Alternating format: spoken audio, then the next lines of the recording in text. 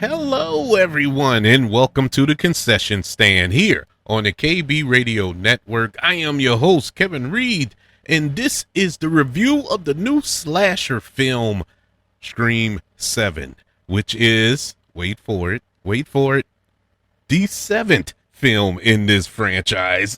This film has a returning Neve Campbell as the star of this film, and Kevin Williamson directs this film, which he co-wrote. And if you don't know who Kevin Williamson is, shame on you. He created Scream. He wrote the first two, and I think the fourth one in this franchise.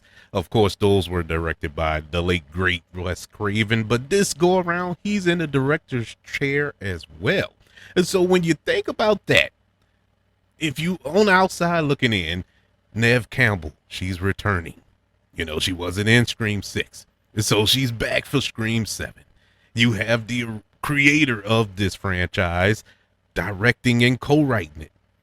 We should be good. We should be back on track with the Scream franchise. Well, and I say back on track, it isn't like it went completely off the rails. I actually liked Scream 5. I thought it was pretty good. I thought it was a good legacy sequel. Scream 6, it wasn't as good as 5, but decent. All these films were pretty decent. I didn't hate any Scream film, but that has changed. That has officially changed. This was one of the worst films I've ever seen. Not just worst Scream films I've ever seen, but worst film, period. This movie was so bad. So bad. I'm actually embarrassed to have sat there for 2 hours and ingested this this abomination of a movie. I don't understand why they made it. I don't understand how this got greenlit. Now, of course, Melissa Barrera, she's no longer a part of this franchise after some political stance that she took, and the studio fired her and whatnot. And Jenna Ortega, she left the franchise in solidarity, and you know, they decided to go a different way. So I know that this film was going to go in a different direction because those two actresses who were the, I guess you could say, the nucleus of this new trilogy were gone. So, okay, let's rehash some things from the past.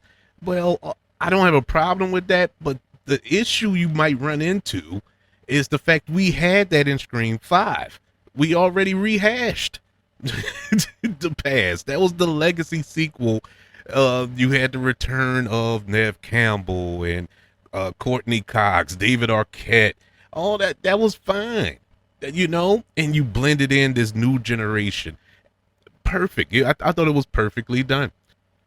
But this movie, they decide to really just dive into Sidney Prescott, who was played by Neve Campbell. They dove into her character, and look, we done been everywhere we can go with that character. There's no more juice in that orange. There's nothing else to squeeze there.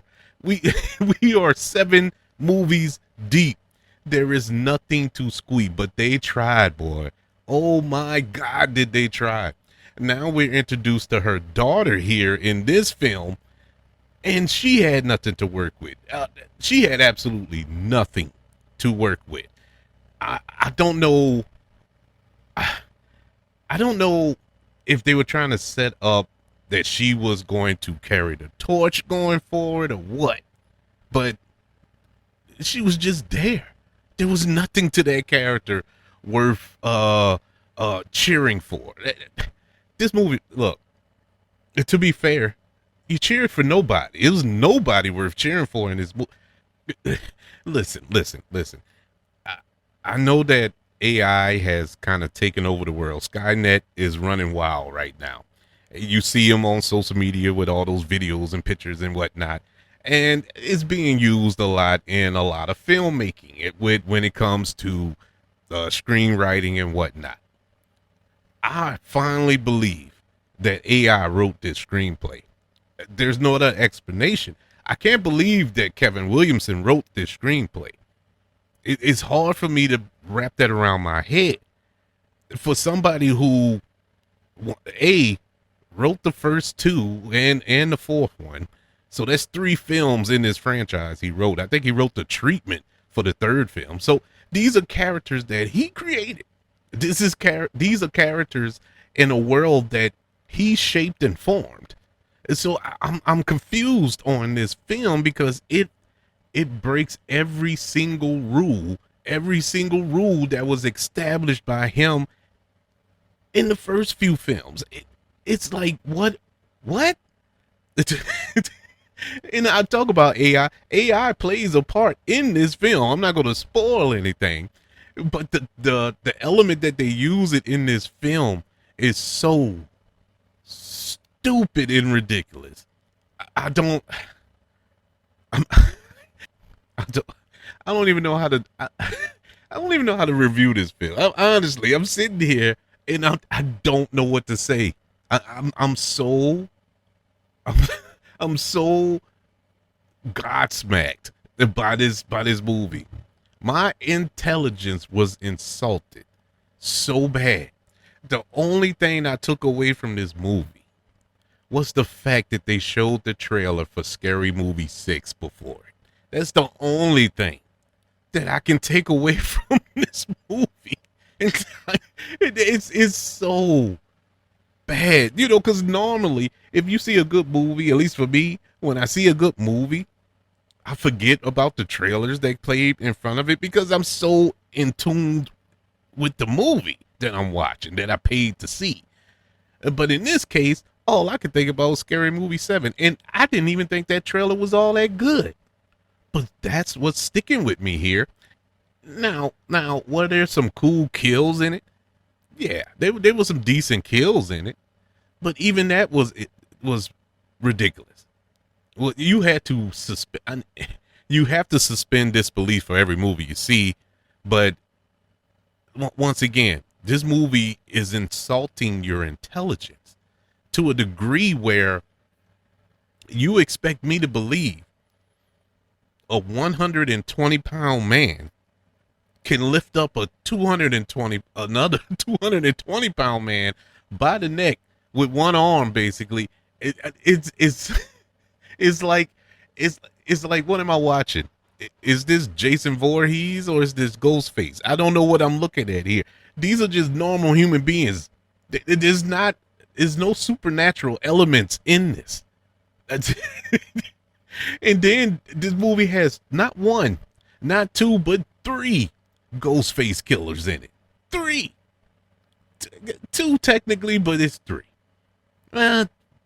Yeah. It's ridiculous. It is ridiculous. They did too much here. They were trying to do too much. And honestly, I think they had to pivot so hard. They, being the filmmakers in the studio, had to pivot so hard after they made the decision to move on from Melissa Barrera's character and Jenna Ortega's character, that they basically just they made a date. There was a release date, and they had to stick that date.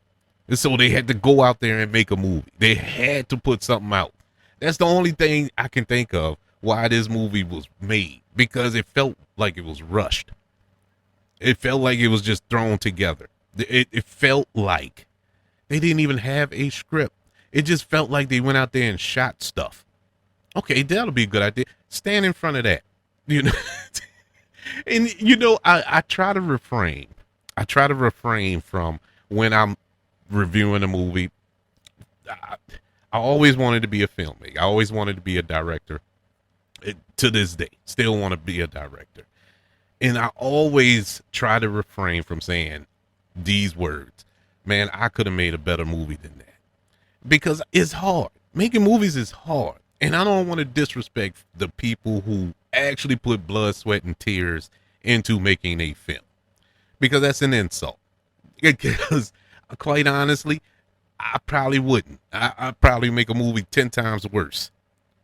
But I can say this with my whole chest. I would have made a better Scream 7 film. This movie was that bad. It was that bad. And I'm really blown away by it. I'm not mad, which is scary. I'm not mad that I watched the movie. I'm just amazed of how horrible it turned out. Scream 7, which is currently in theaters, gets a letter grade of an F.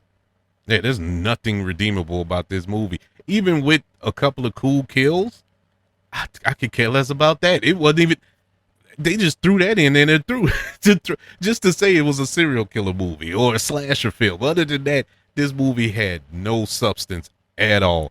Some of the dumbest decisions made by our lead girl, our final girls, just dumb decisions. We've seen dumb decisions. When the killer is chasing the girl in the house and she runs up the stairs instead of going out the front door. Those stupid kind of decisions. That looks like a genius move compared to some of the stuff I've seen in this movie. I can't. It is unbelievable. If you haven't seen the movie, your mind would explode by some of the stuff that happens in this film. There's a fine line between not taking yourself seriously and not caring. This movie felt like everybody involved just did not care. It was a paycheck. And that's all I could think of. God help them if they actually were putting forth some A+ effort, because nah, that ain't it. But that's just one man's opinion. I would like to know yours. Did you check out Scream 7? Are you a Scream franchise fan? Let me know. Let me know by email, kbradiopodcast@gmail.com. Let me know on social media. Just search for the KB Radio Network on all social media platforms. Also, shout out YouTube. Subscribe to the KB Radio Network channel on YouTube. Like this video if you don't mind. Don't forget about the 5 stars, the reviews, and sharing this show if you're listening on Apple Podcasts, Spotify, iHeartRadio, wherever you are currently listening to the concession stand here on the KB Radio Network. Everybody, thank you for joining me for this rant. Not a review, rant of Scream 7. Want you all to know that I love you. Continue to love everyone. And until we speak again, you all be blessed.